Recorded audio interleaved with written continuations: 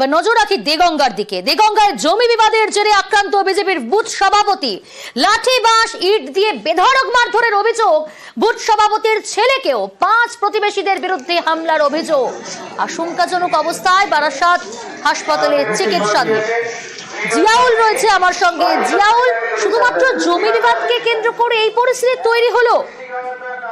একদম, দেখো দেগঙ্গার ঝিকড়া কলোনি এলাকায় সেখানে শুধুমাত্র জমি বিবাদকে কেন্দ্র করেই কিন্তু বিজেপির বুথ সভাপতি এবং তার ছেলেকে বেধড়ক মারধর করলো।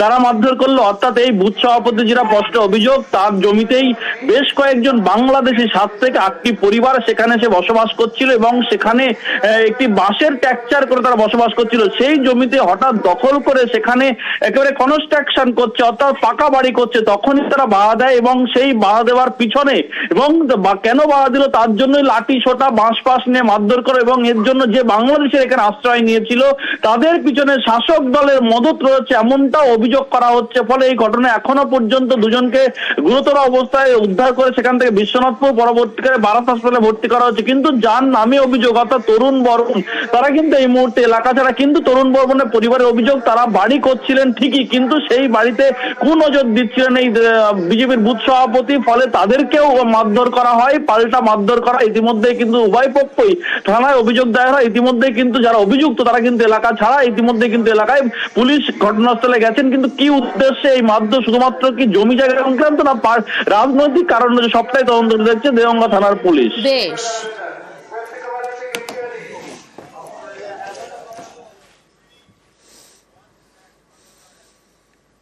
আসছি পরের খবরে। কৌশল বদলে রায়গঞ্জে ফের কিডনির কারবার। প্রথমে কিডনি বিক্রির জন্য মোটা টাকার টোপ, রাজি হলে জাল নথি তৈরি করে নাম ঠিকানা বদল, আর সেই নথি কলকাতার হাসপাতালে জমা দিয়ে অপারেশন, যাতে কিডনি দাতার আসল পরিচয় লুকোনো সহজ হয়। চাঞ্চল্যকর অভিযোগ ঘিরে জোর শোরগোল।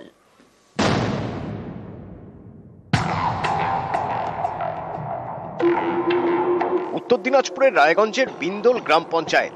অভিযোগ, এখানকার জালিপাড়ায় আবার সক্রিয় কিডনি পাচার চক্র। এবার পাচারকারীরা কৌশল বদলে ফেলেছে। বিন্দলের অনেক বাসিন্দাই দিনমজুরি করেন, বেছে বেছে তাদের টার্গেট করছে দালালরা।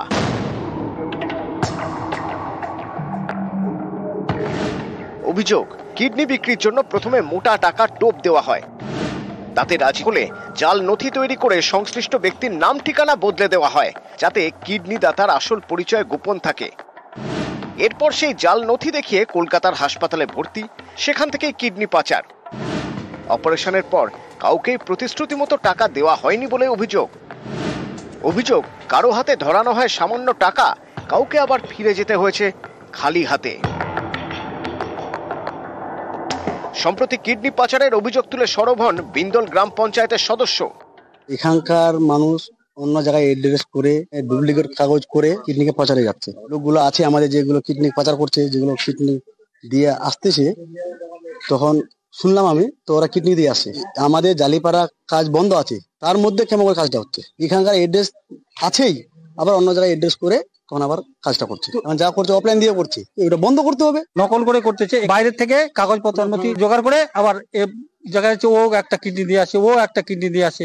কোথা থেকে এটা ভুল চক্র হয়ে আসছে এই কাগজপত্রগুলো আবার শুরু হয়ে গেছে। এখানকার লোকগুলো খুব আতঙ্কে আছি আমরা, কোন ছেলে কখন যে চলে যাবে তার কোনো ঠিক নাই, সে আবারও দুশ্চিন্তায় আছি।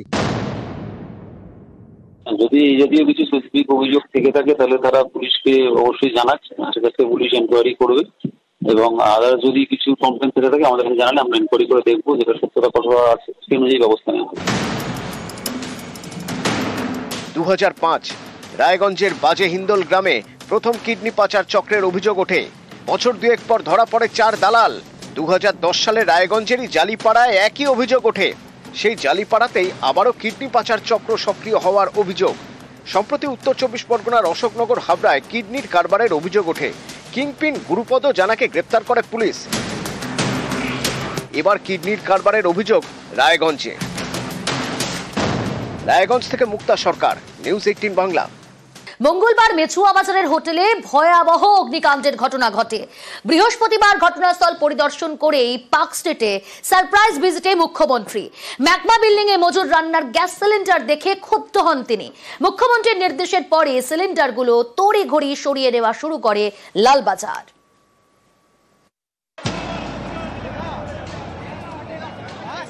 গত মঙ্গলবার বড়বাজারের মেছুয়ার হোটেলে আগুন, 15 জনের মৃত্যু।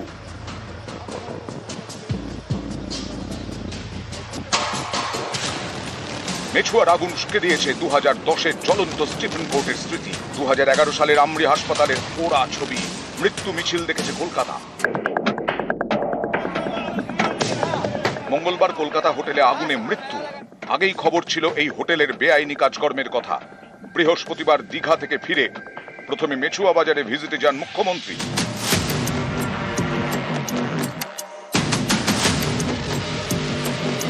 মজুত করে রেখে দিচ্ছে প্লাস্টিকের পর প্লাস্টিক। নট অনলি বড়বাজার জোগাড়সাঁকো, you go to Magma first park city, দেখে এসো একটাও রাস্তা নেই বেরোবার, অনলি ওয়ান ওয়ে। আমরা ঘরের মধ্যে প্লাস্টিক ঢুকিয়ে রেখে দিই, গাদা গাদা কেমিক্যাল ঢুকিয়ে রেখে দিই। কোথাও কোথাও আমি কিন্তু ভীষণ টাফ এই ব্যাপারে, আমি কিন্তু রাফ এন্ড টাফ। বড়বাজারের পর পার্ক স্ট্রিটের ম্যাগমা বিল্ডিং এ সারপ্রাইজ ভিজিট। ম্যাগমা বিল্ডিং এর নিচে মজুদ একের পর এক গ্যাস সিলিন্ডার। এই ছবি দেখে ক্ষুব্ধ মুখ্যমন্ত্রী।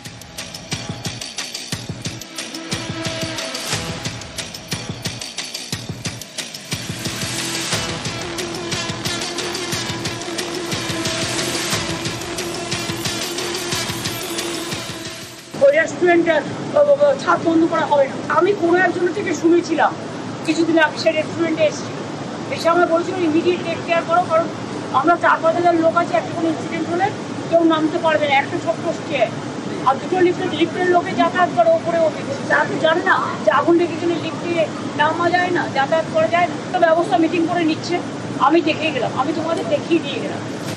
পার্ক স্ট্রিটের ম্যাগমা বিল্ডিং এ মোট 6টি রেস্তোরাঁ। বিল্ডিং এ ঢোকার মুখে পার্কিং লটের পাশে একের পর এক সিলিন্ডার মজুদ। এই সিলিন্ডারগুলো দিয়ে পাইপলাইনের মাধ্যমে রেস্তোরাঁয় রান্নার গ্যাস পাঠানো হয়। ফায়ার নিয়ম না মেনে গ্যাস মজুদ। অভিযোগ যেও করেছে একদম পারফেক্ট অভিযোগ আছে এটা, কেন কি এখানে আমরাও দেখতে পাচ্ছি আমাদের কথা শুনছে না কেউ। এই হিসাবে যদি গ্যাস সিলিন্ডার থাকে, একটা ফাটলে পুরো বিল্ডিং এর পিলার ফাটবে, বিল্ডিং নিচে আসবে। আর এটা তো 12-15খানা সিলিন্ডার, মানে সব নিজের মনের মতন করছে। আর আমরা নিজেরা লাইফ রিস্কে পড়ে আছি এখন। একটা মার্কেট ভেতরে কমন এরিয়াতে ফায়ার এক্সিট হতে পারে, আর আগুন লাগলে ওই ফায়ার এক্সিটটা যখন গেট খুলবে, আগুনটা কোথায় যাবে? মুখ্যমন্ত্রীর নির্দেশের পরেই মজুত রাখা গ্যাস সিলিন্ডার সরিয়ে দেয় লালবাজার। প্রেজেন্ট ভ্যানে করে নিয়ে যাওয়া হয় সিলিন্ডারগুলো। আমাদের মুখ্যমন্ত্রী মমতা বন্দ্যোপাধ্যায় নিজে বলেছেন, সেই অনুযায়ী আমরা মিটিং করেছি এবং উনি যেভাবে বলে গেছেন সেইভাবে আমরা সব নোটিশগুলো সার্ভ করে দিয়েছি। অনেকগুলো গ্যাসের ওখানে ছিল, এদেরকে ওগুলো সিজ হয়ে গেছে। বন্ধ হয়ে গেছে। as of now the restaurants are closed because they have removed the cylinders, so no cooking can happen. Gas license নিতে হয়, সে লাইসেন্সটা আছে। Then they had requested us that there should be a detection as well as a suppression system. লাইসেন্সটা শুধু gas সিলিন্ডারটা remove করেছেন, সেটা কালকে আমরা গিয়ে দেখা করব। Let us see what they suggest. If it is good for everyone, we are willing to do everything. যাদের রেস্টুরেন্ট আছে তার দায়িত্ব আছে গ্যাস লাইসেন্স নেবার। We have provided with the place, we have provided with all the possible security that is there for safety. We have done that.